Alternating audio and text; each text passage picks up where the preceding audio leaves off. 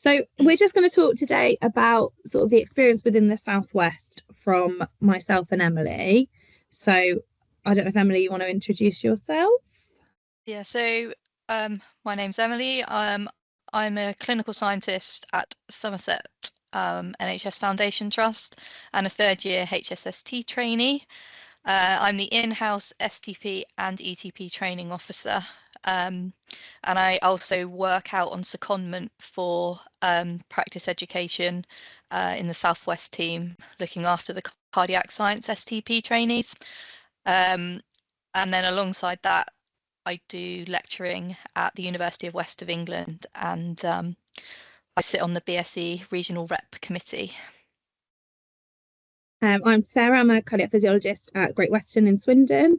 I'm an in-house PTP training officer, a practical assessor for the BSE, and a practice educator for the ETP programme within the Southwest. And same as Emily, sit on the Regional Reps Committee. Okay, so I'm just going to run through what's expected of the ETP trainees, because it's difficult to explain how to get the best out of your students if you don't know what's expected of them. So they've essentially got their PG cert in clinical echocardiography university component, which is 2 lots of 30 credit modules, and they have assessments and examinations throughout their course. The good thing about having this course run alongside the work-based training is that they get most of the theory delivered to them, so it takes slightly less pressure off of the departments. And then alongside that, they're expected to do their work-based training, which is very similar to the STPs. It pulls on the ultrasound component of the STP, and they've got their one file portfolio to complete with their directly observed practical skills, observed clinical examinations, and case-based discussions. And then alongside that, they've got their competencies to collect as well. So that's what's expected of the trainees. And then on top of that, they're expected to get their BSc accreditation within 18 months,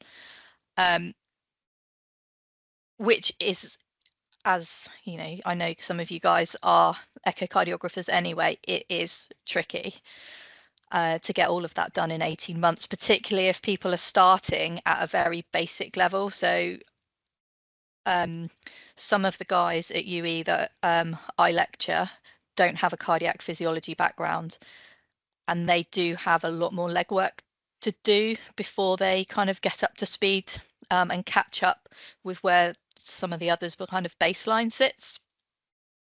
So with the BSc accreditation, they're expected to get the level 2 accreditation.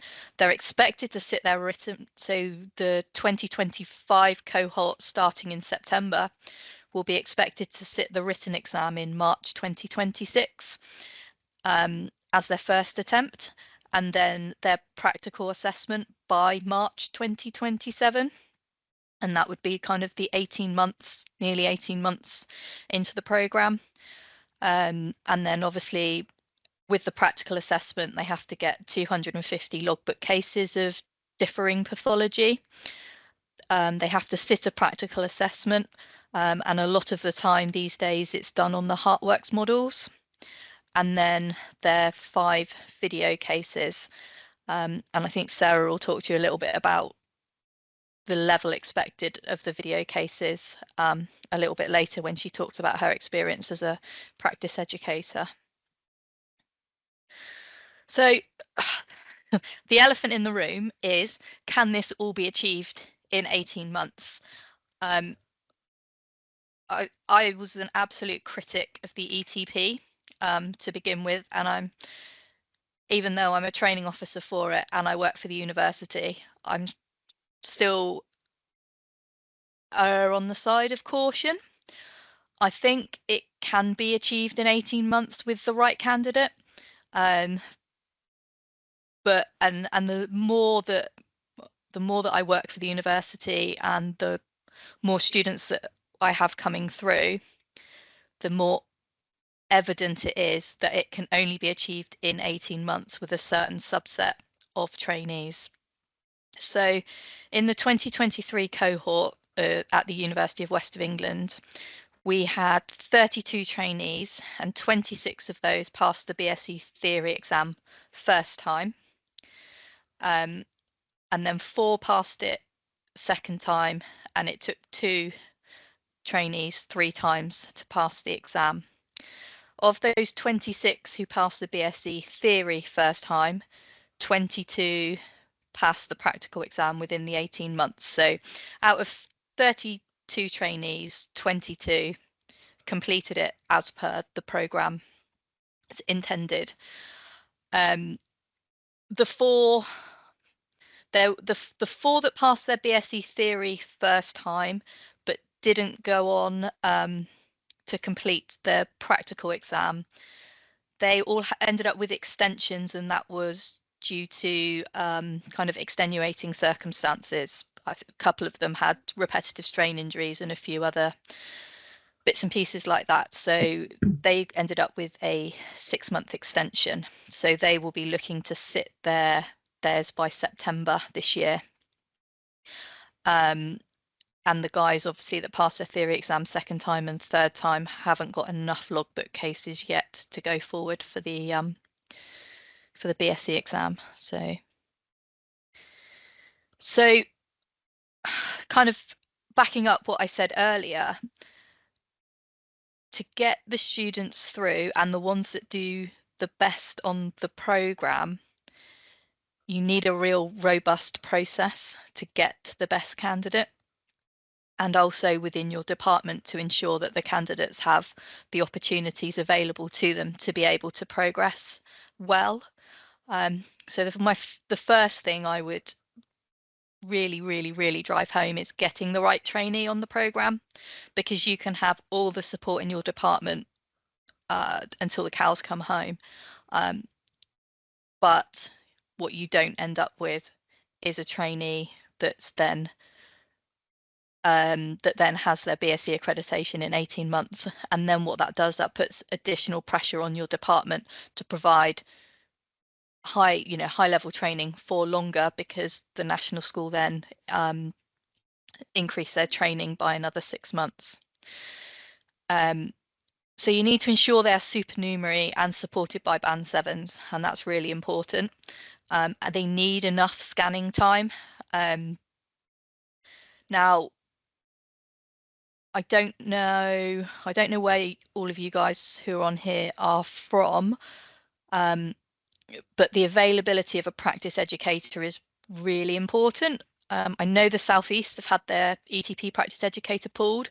We've only got Sarah in the Southwest, who looks after all of our ETPs. I think in the Southeast, correct me if I'm wrong, Carolyn, but have you got Andy Fletcher and Gaynor? I think they've got 2 in the Southeast, but I don't know. Yes, we do. Yeah. Yeah. Well, but I'm not sure that they exist anywhere else at the moment. Certainly the Midlands don't have any. And there needs to be dedicated time for training officer to support the trainee. So that's monthly, 6 weekly one-to-ones to keep on top of them, because they do have a lot of work to do in those 18 months.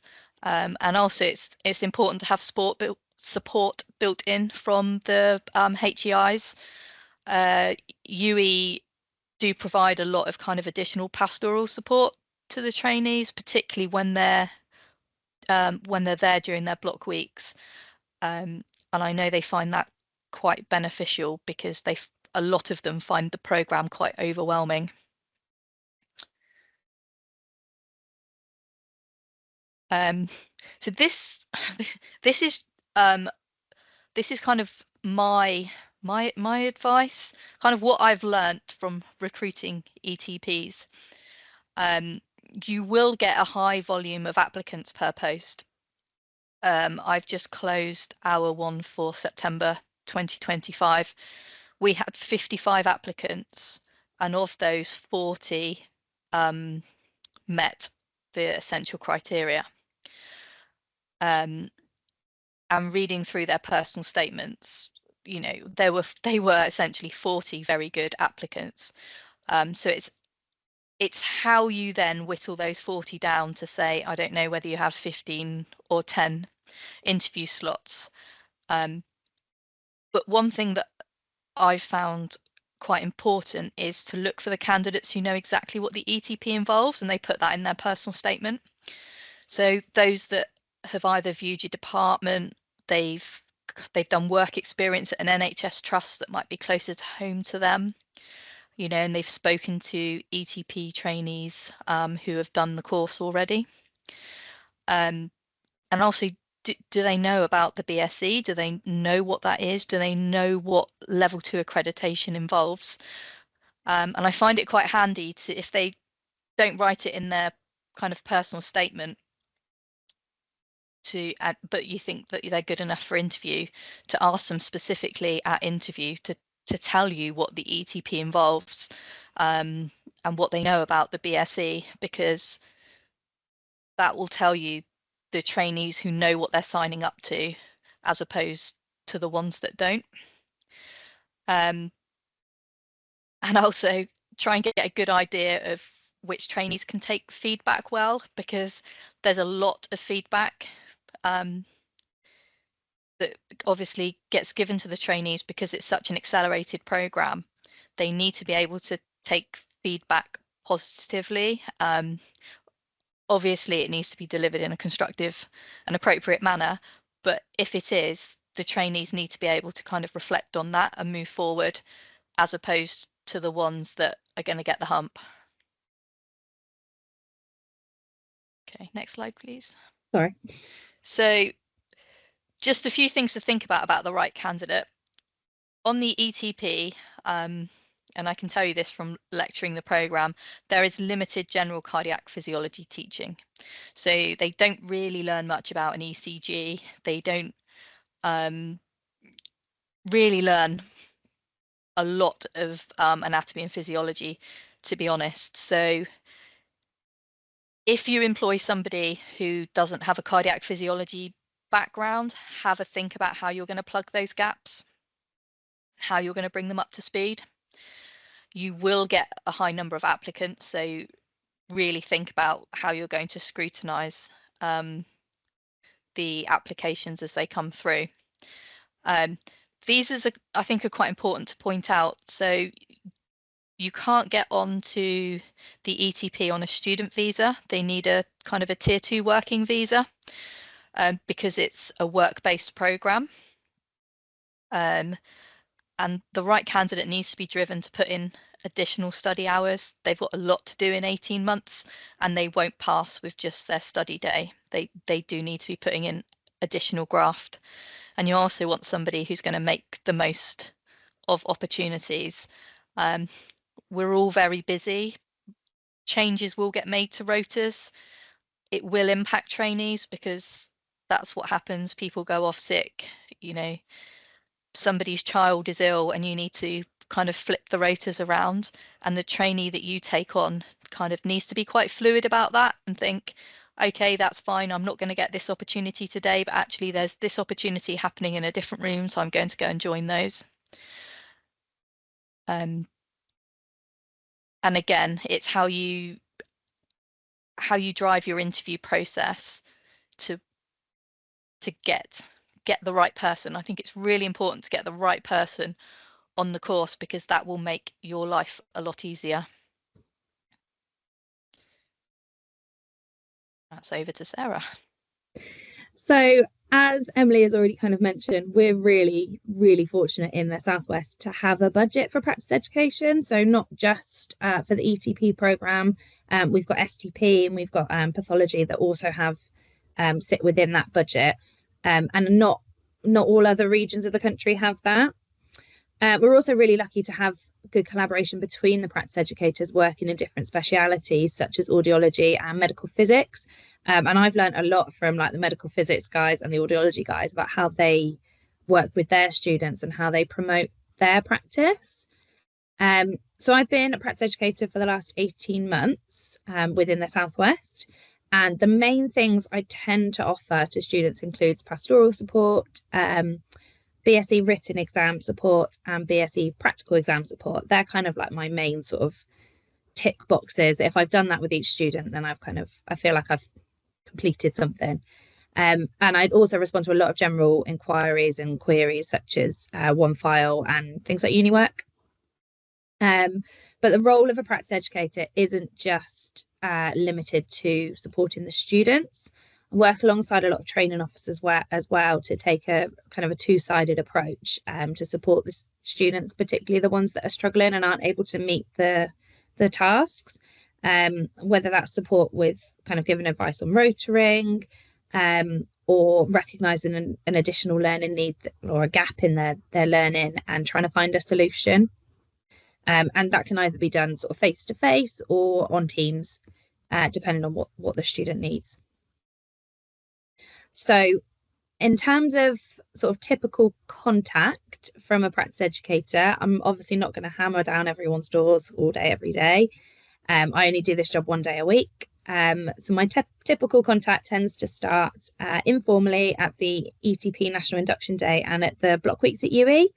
And then following this sort of initial interaction, I reach out to all the students and their training officers and organise either face-to-face or a Teams meeting, depending on their location. Obviously, the Southwest is quite a vast geography.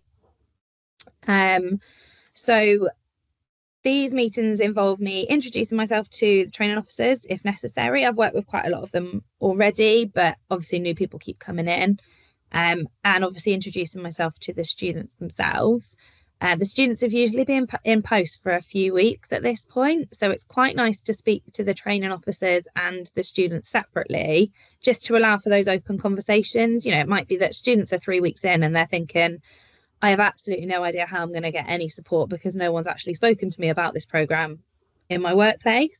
So it's quite nice for them to just be able to be quite honest. And also from the training officer's point of view, you know, if they're sort of saying, oh, they've turned up an hour late every day for the last 3 weeks, we don't really know where to go from here. So it's good to sort of have that open conversation at the start.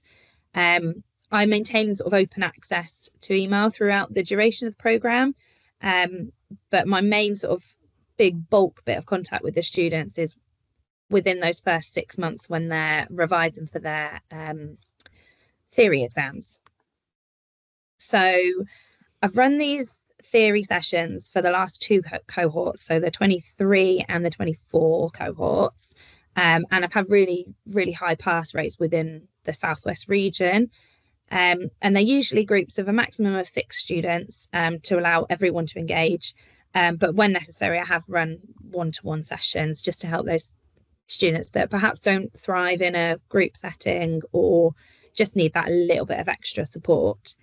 And these sessions follow the BSE syllabus, because obviously we're revising for a BSE exam. We will follow a BSE syllabus. And they consist of running through some sort of multiple choice questions and video cases in the style of the BSE exam, just to kind of get them used to the format of what the exam will entail and kind of gives them a bit of an insight. They've been really successful because students have actually taught each other and worked together to get to the answers, which is brilliant for me because I'm not a super physiologist. I'm not a fountain of all knowledge. And it's good for them to kind of draw on what they've learned in lectures and what they've read, and they can all sort of work together to answer the questions. And I also do a little mock exam in the final session where the students can work independently to complete that. And that tends to give them a little bit of a confidence boost going into the exam, because obviously we know the pass rates, and we can say, oh, you know, you've got like 75% on this mock exam. Well done. That gives you a little bit of a boost going forwards. So once they've sat their written exam, regardless of whether they passed or failed or haven't even found out yet, I always start to encourage students to start collecting and uploading their logbook cases onto the online portal and to start hunting down for video cases. If they start early in the programme, it just releases the stress later on. And you can start uploading all of your logbook cases, not all of them, but you can start uploading your logbook cases from day one. If you're completing that scan yourself and reporting it yourself, those can go into your logbook. So I am quite frequently contacted by students about the structure of their video cases, and what type of cases are suitable. My first line will always be, please read the accreditation handbook, because all of your answers are in there. However, if you need another answer that's not in there, then that's when I sort of come in and help a little bit. So I'll always offer to review students' video cases prior to their practical exam and give feedback and advice. I try to take a little bit of a burden off training officers and the colleagues within their departments, because it sort of saves the departments they're working in, saves them from going through 5 video cases with their students if I can do it externally. And depending on the students and their needs, these can be one-to-one sessions, or small group sessions. And the small group sessions, again, work quite well because the students work together and they say, oh, you know, that's a really good example of one pathology, but perhaps you could sort of do it slightly different if you did X, Y, and Z. And it helps them learn if they've not collected their video cases, and they sort of get all the feedback together. I'll also do a walkthrough of the assessment day to give students an idea of what to expect. Being a BSc assessor, I've been to a fair few assessments, so it's quite nice to be able to sort of talk them through the day and take a little bit of the pressure off. And for the students, it's nice to see a friendly face when they get to those practicals. And for me, it's nice to follow those students through. So the practical in March in Stoke-on-Trent this year, it was lovely to see all the UE students that have come through, and all the students that I've sort of taken from the start of the 23 cohort, to see them going through in person. And it's just quite a nice little bit of feedback. Okay, so moving on to the role of a training officer for the ETP. So you're going to be responsible for educational supervision, mentoring and support, facilitation, and providing assessment and feedback.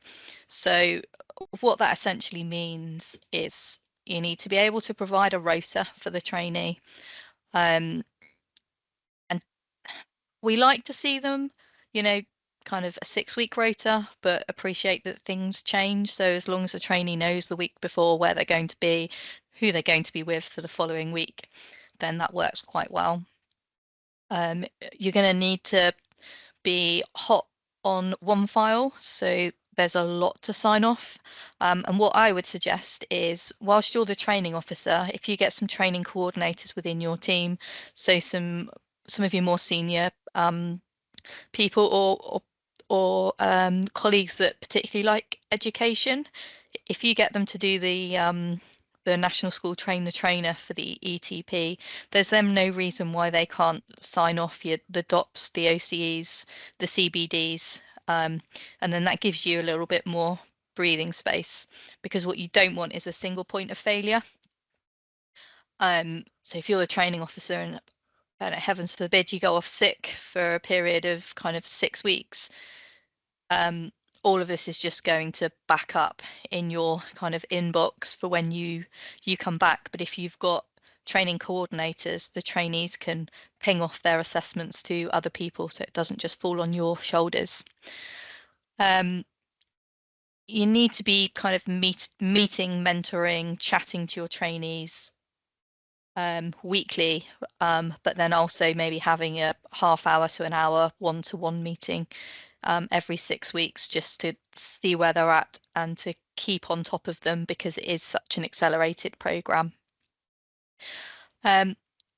It's not mandated, but it's good to give them exposure to other parts of cardiology as well, particularly if they're not cardiac physiologists by trade. It's good to put them in the cath lab for a few days, put them in ECG, and see some analysis and maybe some treadmills, and some pacemaker implants, just as they get going, so that they can see how echo fits into the bigger picture of cardiac physiology, because there are definitely quite a few who get onto the programme who aren't cardiac physiologists by trade. And it's also important to set action plans from those one-to-one meetings to ensure that they are kind of paying attention and keeping up to speed with everything. And that's kind of the method that I use to keep them up to speed and on track to pass within 18 months. It's constant action plans and making sure that they are then timetabled into a place where they can fulfill the action plans. It's all well and good creating them a load of smart goals and then not providing them the facilities to be able to achieve those goals. So you just need to make sure that they align with how they're timetabled. Okay, so the departmental considerations. You need resources because it is an intensive training program. So you need staff. I say that kind of tongue in cheek because we've been short-staffed for the last 5 years, running with locums and goodness knows what else. But we're finding that training our own is the only way to bring staff in that have got BSc accreditation.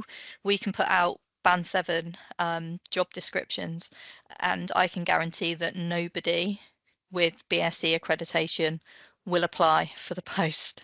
And that's just because there aren't enough out there, which is why the ETP programme exists. You know, I don't work in a big city. We're not the sort of place that young people really want to come and thrive in. Taunton, it's not doesn't have a buzzing nightlife.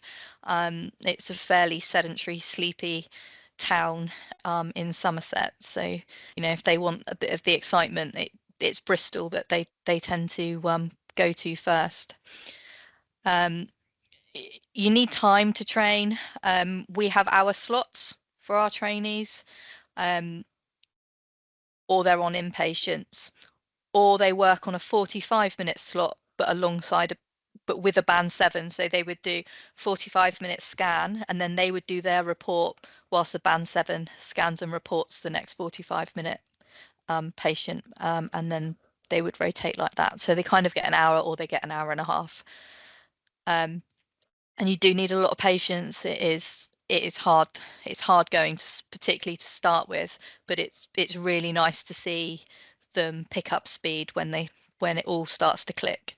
And there does tend to be like a week when all of a sudden it clicks, and you know, they're then able to go from the parasternal long axis to short axis to apicals without you having to dictate what they need to do. So it does all come together, but it does take a good few months of patience for that to happen. You need a structured approach. So because it is such a quick program, the practice educators are great down here in the Southwest. They do take quite a lot of burden off of training officers, which is nice, and it also means that we can have a few more trainees within the department, because it doesn't just all fall on us. And look at additional courses to put the ETPs on. So they do have £2,000 per year. So I think the ETPs get £3,000 for their 18 months to pay for, obviously, if they've got to go miles away for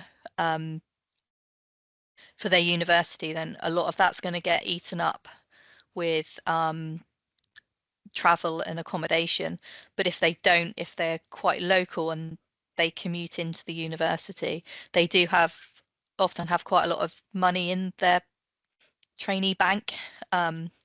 So, you know, send them to the BSE conference, put them on the Midlands Echo course, you know, put in as many additional bits of support that you can to help kind of scaffold their training. And financially, the department doesn't take a hit for having trainees, which which is nice, but your time and patience will take a hit for sure. So you get the salary of a band 6 for the trainee for 18 months, and then you also get a 0.1 whole time equivalent of a band 8A to kind of help with the training of the trainee, and that's per trainee. So if you took on 3 trainees, you'd have a 0.3 whole time equivalent 8A. And yeah, I touched on the training budget already. So this is an example of what our ETP timetable tends to look like during a week. As you can see, there is quite a lot of hands-on scanning. We have reports back at UE from a lot of trainees that they don't get enough hands-on, essentially. They're in the department, but they're not actually scanning, and that doesn't really help them progress. So other than the 2 sessions of study a week, I tend to put 8 sessions of scanning in. I mean, this will be impacted if we have sickness, list cancellations, last minute things go wrong, then, you know, we might ask them to do something else for half a day. But generally, this is what it looks like. So they have hour slots. So they'll have 4 patients on a list with a band 7, and that band 7 starts initially by directly supervising them, you know, almost hand on top of their hand on the probe so that they can get the windows. Once they can do a full scan by themselves, we tend to stand back and do kind of unsupervised. So we'll be the other side of the curtain. They do the scan and then we'll support them with the report. And then once they're scanning and reporting, we'll then give them unsupervised scanning. So they'll scan, they'll do the report, they'll come and, well, no, they'll scan, they'll come and check with you that they've got everything that they need to get before they let the patient go. They'll then do their report. You'll then authorize the report. And then we get to a point where when they've got their BSc accreditation, but haven't yet met the kind of cutoffs that we have in our department for progression to a band 7 post, what they tend to do then is they scan the patient, they let them go home, they do the report, and the report goes into a folder and it gets authorized by an experienced band 7 during that week. Obviously, urgent ones get flagged and they get authorized there and then, and the inpatients get authorized there and then. But that's kind of the progression and the supervision that we look at in Somerset. So we try and give them our list, particularly at the moment, because we've got such a backlog and such a waiting list. They probably only get 3-hour sessions a week. The rest of the time they are either on a 45-minute list with a band 7 or they're on inpatients, because we've got a couple of inpatient machines, so someone can go off and bash out a load of inpatient scans, and then we bring the weller patients up into the department and we've got an inpatient room, and that just gives the trainee more time to scan and report without time pressures. It's important to remember that one size does not fit all, so they all will start from different points. They'll all have different needs, and that will be academic needs, work-based support needs, social needs. So it's really important to tailor your approach to your trainee. And the way that the ETP works is it has to get progressively more challenging. So once they nail something, move them on quickly to the next, and scaffold the tasks, but ensure you've got a real stable structure below before you try and work up. And trainees will go off to uni and they'll come back and they'll say, oh, so-and-so from Guy's is doing this, you know, so-and-so from Great Western is able to do this and this, and I'm only at the point where I can just about get my parasternal long axis images. And it's really important to go over and over and over with them that the trainee, they won't be on the same step at the same time, and that's okay. It might be that their theory knowledge is better than those that have just been scanning. They might be doing more reporting, and others might just be scanning. So it's important to stress that you might even have 2 trainees in your department, and they will probably be polar opposite and being completely different, in completely different parts of their training, but that's okay. We hope that they'll both get to the same point in the 18 months.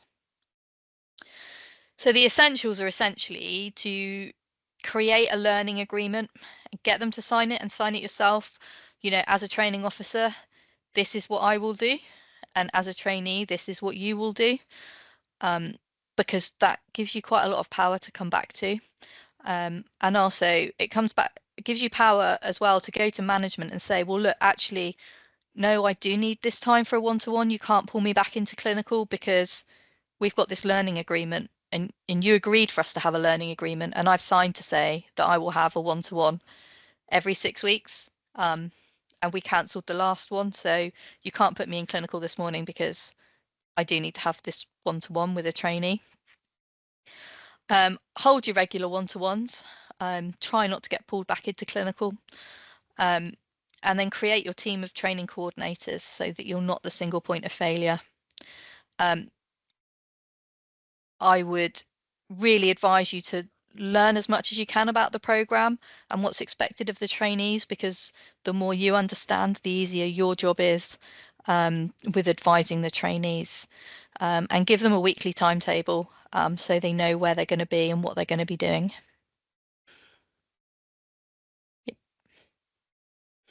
So just touching on UE, because obviously we're talking about the Southwest.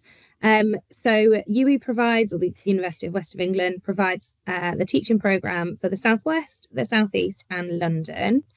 And the programme lead for the PG Cert element of the ETP is Duncan Sleeman, and he's assisted by a number of associate lecturers, including Emily.